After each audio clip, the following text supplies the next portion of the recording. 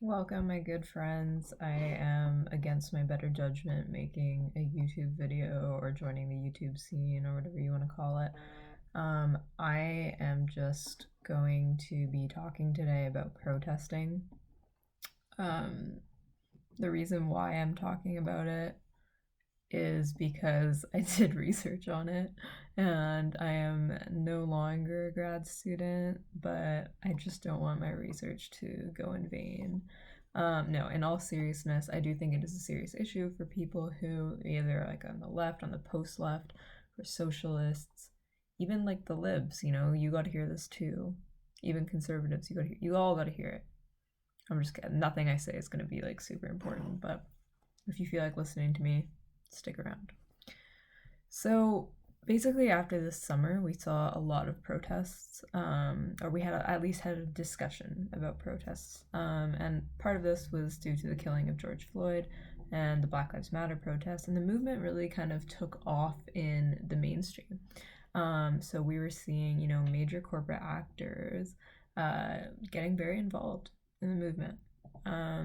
We saw some pretty like debased displays by say like Democratic politicians and whatever, but I won't get into that. We also saw anti-masking protests, and we saw the Capitol Hill riots. I would like to say I've already forgot what those are called. But anyway, so we saw a lot of protests, and I think that someone needed to make a sort of video or something like that that would properly explain or at least attempt to provide a theory of protest.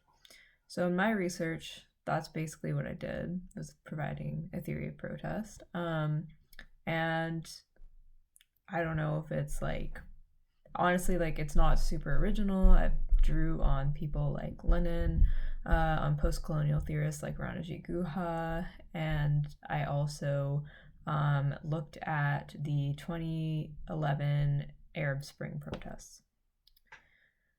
So the things I'm about to say, the way I put them might make them look like trivial truths, but the reason why I'm talking about them is because I've noticed that they're actually not really accepted as trivial truths among, say, leftists. And again, I know also the term leftist is very vague, but basically just anyone that's like wants sort of anyone that's been involved in sort of protest movements or anything that's geared towards political change via public gathering or mass movement.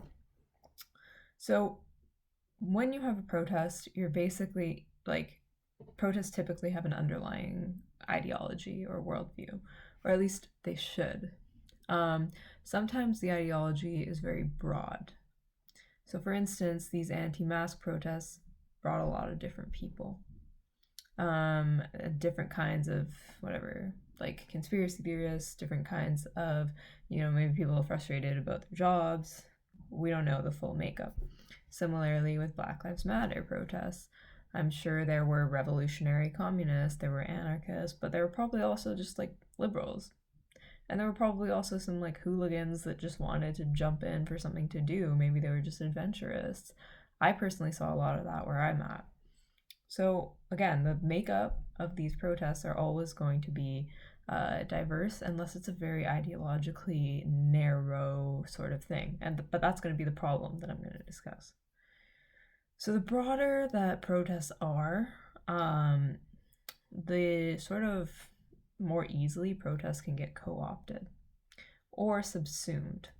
There's a famous sort of, I say this is famous just because like I love it, but most people probably are not going to be like, oh yeah, I recognize it. But in Capitalist Realism by Mark Fisher, he talks about there's a chapter named "What if you held a protest and everybody came?"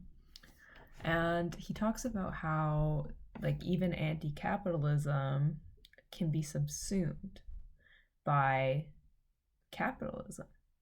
And what he means by that, or at least the way that I take it, is that even within these so-called systems that are conceived of to be oppressive. They still make space for resistance to them. And in fact, sometimes by making space for these movements, they defang them. And this is more common than a lot of people would like to think. Now, I think that since these masks and since these Capitol riots, whatever, left-leaning people are more inclined to realize that not every single revolt or protest is necessarily anti-reactionary, is necessarily progressive, and is necessarily worth their support. But I don't want to jump around to that because I will address that. What I'm first going to address is ideology.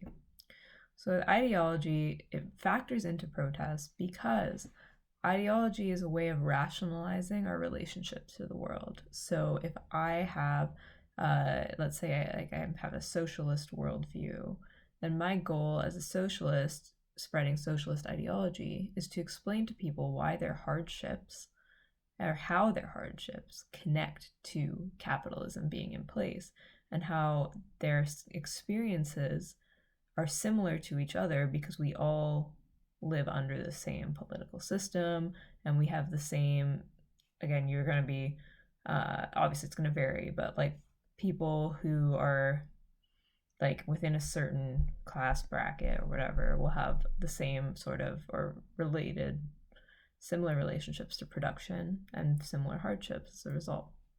So the goal of ideology, any ideology, if you're a capitalist, you might want to explain how these hardships are caused by socialism. But the goal of these ideologies is to rationalize to people how the world works and how and explain their hardships to them. So like protests typically have this, right? Because they typically carry a grievance. But sometimes the protests are so broad that it's just impossible to actually take out like one cohesive ideology from it. So in Canada, for instance, where I'm at, there's a lot of people that don't like our prime minister. Obviously, we don't all dislike him for the same reason. So conservatives don't like him because they think he is too left-wing. Left-wingers don't like him because they think he's too right-wing. Such is the life of a liberal, I guess. But if there was, let's say things got really bad and there was a big protest, let's say like, we all wanted him out. The protest would be made up by very diverse groups of people because very diverse groups of people feel a grievance against him. So the problem is let's say we were to topple the government. What do we do next? And that's the problem when protests make enough space for different kinds of people with different grievances, is that eventually what's going to happen is that when you get to the second stage, so the first stage is mobilization, where and this one, like, you're going to kind of want it to be broad because you want it to sort of resonate with a large part of the population. So for instance, when we're dealing with something urgent, like an anti-war problem, it's good for libertarians and socialists to unite. But if you're dealing with something that involves changing the system, and again, this is another reason why we need to learn how to differentiate between kinds of protests. So if we're dealing with a change where it's going to be a systemic revolutionary change, what's going to happen is that you still, like, getting rid of the government is just one part of the story.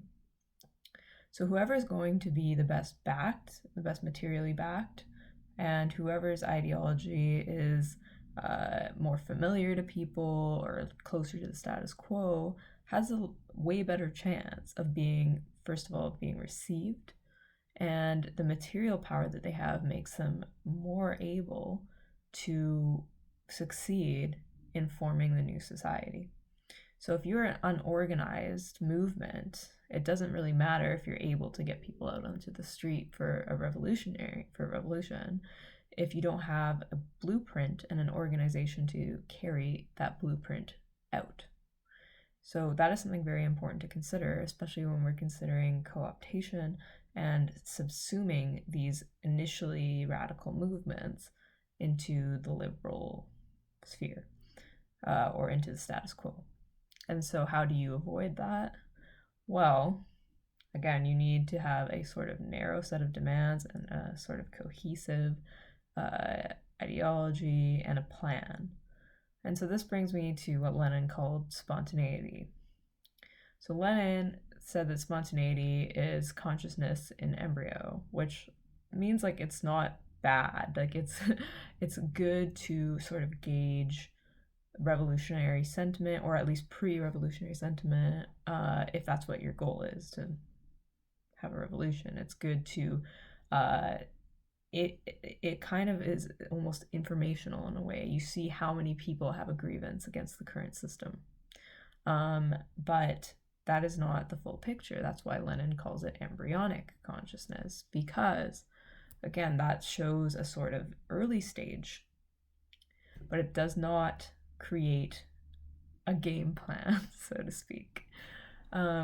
So I guess that, to sum up that first point, or at least what I want that to lead me to, is that protest is not inherently good or progressive, because people can have a grievance against the status quo for a very large variety of reasons. And now this might be more easy to grasp at home, but I've noticed that a lot of people don't really grasp that abroad.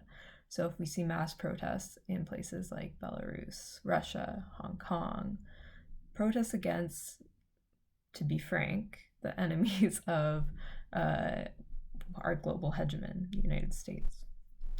Now, I'm not going to be one of those people who think every protest is an op or a color revolution, because honestly, I think that people in every state has valid grievances against their government. However, that does not mean that every protest is owed attention or solidarity by the left or by a progressive or whatever you want to call it. You still need to look at what people are demanding. So if you see protests in support of someone like Alexei Navalny, for instance, who is far-right, Islamophobic, fairly bigoted, that should be in your mind, even if the protests are against a so-called authoritarian. Why? Because you can't only have your sight on the initial stage. So that's why you have to pay attention to the demands and believe them. Even if, maybe some people are out there just because they hate Putin, or like they just think that jailing someone is wrong for that reason or whatever. It still doesn't mean that you should not approach that with caution. Similarly with Hong Kong, there are contingents of this protest that is allied with the US far right. So people like Steve Bannon, for instance, or Marco Rubio have been involved. Again, that doesn't mean that everybody who's out there doesn't have a valid grievance. I'm sure a lot of people do. But you have to pay attention to who are the most powerful people backing these protests. What are their interests? And is there a viable opposition to these people within the protests for not when, but if a political revolutionary change is imminent? So no one should be obligated to, blindly support protests without sort of being able to gauge what kind of ideology it's pushing forward. And this is why ideology matters and has always mattered. So there's another instance when protests are very broad that just make them more resemble parades. And this is kind of, again, like the what if everyone came thing. So for instance, the climate march or the women's march, these all claim to like broadly represent something that like you seem kind of terrible if you disagree with it, right? Like no one wants to sound like they hate the environment. No one wants to sound like they hate women. Maybe some corners of the internet do want to sound like that, but for the most part. So the thing is like these end up like just being parades. You're not really resisting any sort of structure. You even have these dominant structures giving you permission to, like, leave work to go to the climate strike, or leave school to go to the climate strike. And the prime minister's joining in on the climate strike. And it's like, dude, you're the one making the policies. So in this case, like, you're not really resisting a dominant structure. You're just kind of letting yourself be subsumed by the status quo. So that's just something to keep in mind.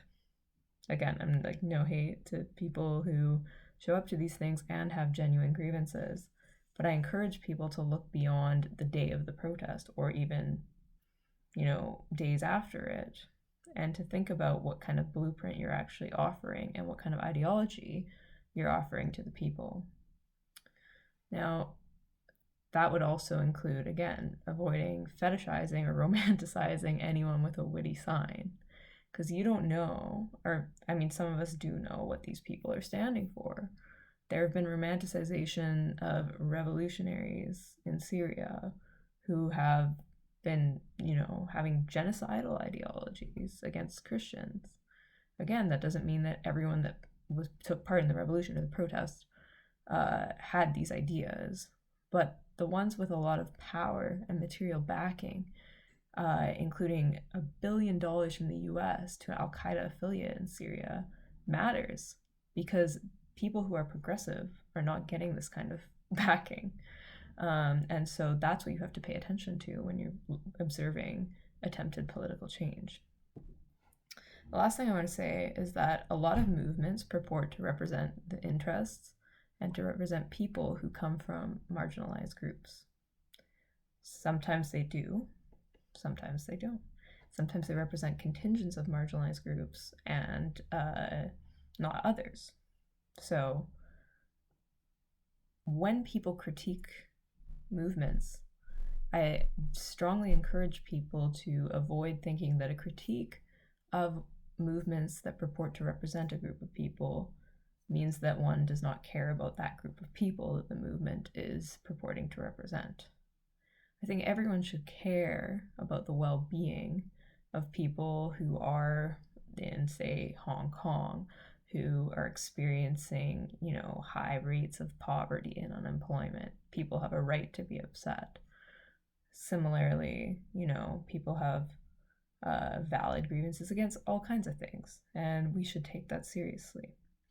But at the same time, any kind of movement needs to be subject to critique, particularly if we're going to throw support behind it as progressive people, for instance. So this is not, I think, recently we've been taking critique to mean a sort of like form of antagonism or sort of rejection, when it really should be fair game, because that's how we improve. We improve by tightening up our ideology, being pushed. So I remember when I was writing my thesis, one of the comments from my professor said, I want to push you to the level of the sentence to make sure everything you're saying is tight. And I think that similarly, when we're advocating for something, or when people are advocating for revolutionary change, they need to be pushed to the level of the demand, to the level of the sentence. What do they want? How are you explaining the people's grievances, and what are you going to do for them? Or what, and in a case of observation, what is their end game? What is their goal? And who has the most power? Because whoever has the most material backing and the most sort of leverage is probably going to be who takes power if the government were to fall. So those are just some considerations. I don't want to go over 20 minutes because, I mean, who wants to watch a video that long? But thanks for tuning in, and be well.